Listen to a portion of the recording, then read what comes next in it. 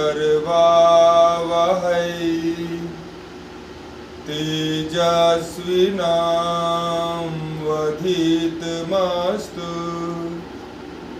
मा विद्विषावहै।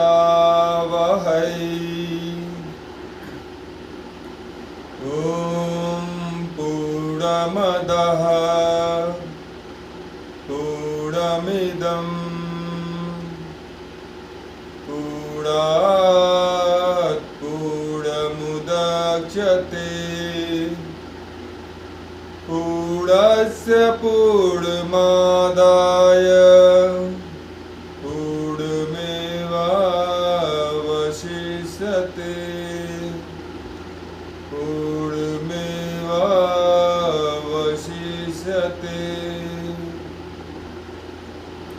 अब इसी अवस्था में बैठे हुए प्रार्थना के भाव को आत्मसात करें।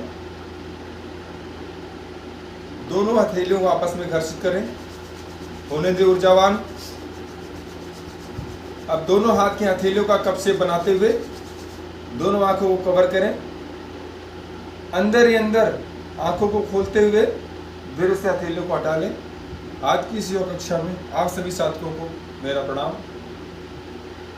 आज की इस योग कक्षा में मैं आप सभी साथियों को वज्रासन और शशांक आसन के बारे में बताऊंगा। साथ ही साथ इस आसन के करने से होने वाले लाभ और उसकी सीमाओं के बारे में भी आपको अवश्य अवगत कराऊंगा। जैसा कि योग की कक्षाओं के कड़ियों में अभी हम आपको बैठ के किए जाने वाले आसनों के बारे में बता रहे हैं, उसी क्रम में आज वज्रासन और शशांक आसन के बारे में बताया जाएगा।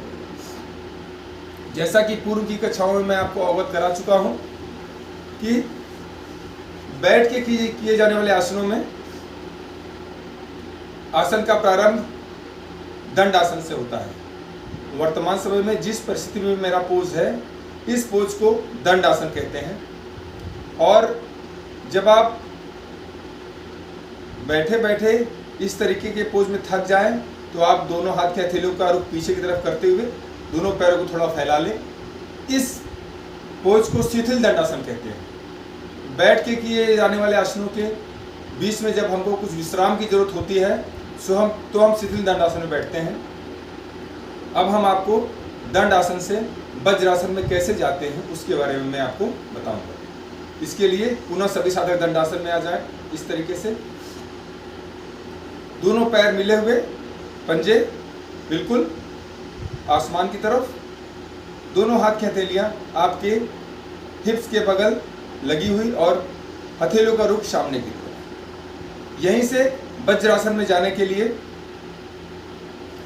दाहिनी तरफ से दाहिने पैर को हिप के नीचे लगाएं और साथ ही साथ इसी क्रम में बाएं पैर को भी बाईं तरफ से फोल्ड करते हुए इस तरीके से बैठ जाए।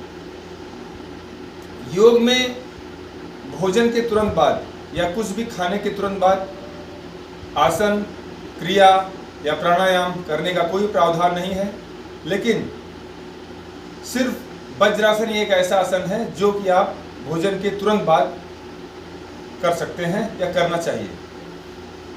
सबसे पहले मैं वज्रासन की सीमाएं आपको बता दूं कि किन साधकों को वज्रासन नहीं करना चाहिए। वैसे वज्रासन की ज़्यादा सीमाएं नहीं है, सभी साधक वज्रासन को कर सकते हैं, किंतु जिन साधकों को घुटने में कोई बहुत समस्या है या फिर एंकल में कोई समस्या है या फिर हाल ही में या पिछले कुछ महीनों में 5 या 6 महीनों में उन्होंने घुटने का कोई ऑपरेशन कराया हो, उन साधकों को वज्रासन का अभ्यास नहीं करना चाहिए। वज्रासन करने से आपके घुटने में जो दर्द है उससे निजात मिलती है, आपके थाइस में जो एक्स्ट्रा फैट्स है उससे निजात मिलती है, उससे मुक्ति मिलती है, और साथ ही साथ मूत्र संबंधित विकार जो हैं वो वज्रासन करने से दूर किए जा सकते हैं।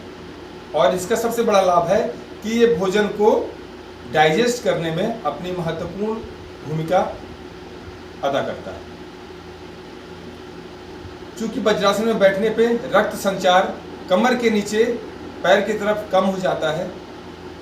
परिणाम स्वरूप रक्त का संचार कमर के ऊपर वाले हिस्से में ज़्यादा रहता है, जिससे कि हमारे भोजन को जो डाइजेस्ट करने वाली सिस्टम है उसको जब रक्त का संचार ज़्यादा मिलता है तो वो इस एरिया में जो भी क्रिया है उसको भली भांति अच्छे से करता है। इसलिए ये पाचन तंत्र के लिए बहुत ही लाभकारी आसन है। अब यहीं से पुनः दंडासन में आएंगे और इसी क्रम में आपको हम शशांक आसन के बारे में भी कैसे किया जाता है उसकी लाभ और सीमाओं के बारे में बताएंगे। यहीं से आप दाहिने या बाईं तरफ से दोनों पैर को इस तरीके से पीछे से सामने निकालते हुए पुनः दंडासन में आ जाएं। अब इसी क्रम में आपको मैं शशांक आसन के बारे में बताऊंगा। पुनः आप दाहिने पैर को दाहिनी तरफ से पीछे लेके जाएं और बाएं पैर को बाएं तरफ से पीछे ले जाते हुए इस तरीके से बैठ जाएं। शशांक आसन में जाने के लिए आपको पहले वज्रासन में आना जरूरी है। यहीं से हाथ की मदद लेते हुए दोनों पैर को सामने से थोड़ा फैलाएं। दोनों हाथ को ऊपर ले जाएं। सामने हाथ को ले जाते हुए इस तरीके से चिन को जमीन से लगाएं और प्रयास करें कि आपकी चेस्ट भी जमीन से लग जाए। जो अच्छे अभ्यासी होते हैं उनका चेस्ट भी जमीन से लगता है और चिन भी जमीन से लगती है। वापस आने के लिए श्वास भरते हुए धीरे धीरे हाथ को ऊपर ले जाएं और श्वास छोड़ते हुए धीरे धीरे हाथ को साइड से नीचे ले आएं। यहीं से पुनः वज्रासन में आ जाएं। मैं आपको आसन करने से पहले इसके लाभ और सीमाओं के बारे में नहीं बताया था। अब मैं आपको इसकी लाभ और सीमाओं के बारे में बताता हूँ। सर्वप्रथम इसकी सीमाओं के बारे में, जैसा कि आपने देखा इसका पोज, स्टार्टिंग पोज वज्रासन है और फाइनल पोज में जाके ये हमारे शरीर की आकृति कुछ खरगोश की भांति हो जाती है। शशांक को खरगोश कहते हैं, इंग्लिश में इसको हेयर पोज भी कहते हैं, इसलिए इस आसन का नाम है शशांक आसन। इसकी सीमाएं सेम वज्रासन की सीमाएं हैं। जिन योगियों को, जिन साधकों को वज्रासन नहीं करना चाहिए उन्हीं साधकों को शशांक आसन भी नहीं करना चाहिए। ये आसन हमें पीठ की समस्या से निजात दिलाता है, मुक्ति दिलाता है, साथ ही साथ घुटनों की जो समस्या है उनसे भी हमको मुक्ति दिलाता है। शशांक खरगोश प्रवृत्ति एकदम शांत होती है। कहने का तात्पर्य है जिन साधकों को तनाव है, किसी प्रकार का स्ट्रेस है, वो साधक इसका अभ्यास ज़्यादा समय तक अवश्य करें।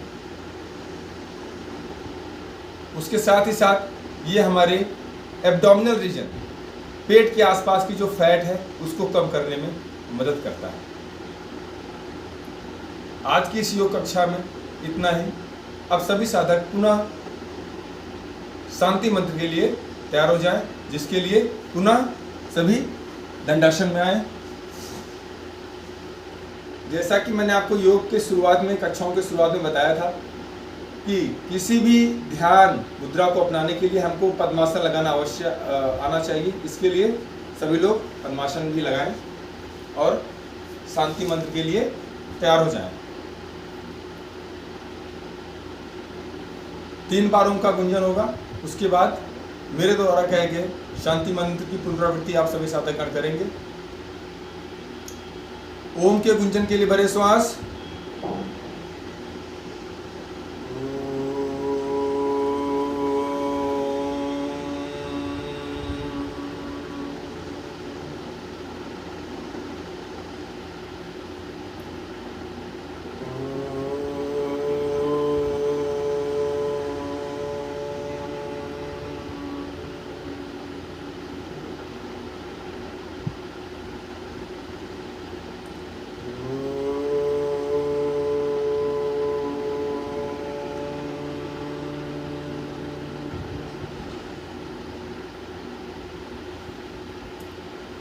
ॐ सर्वे भवन्तु सुखिनः,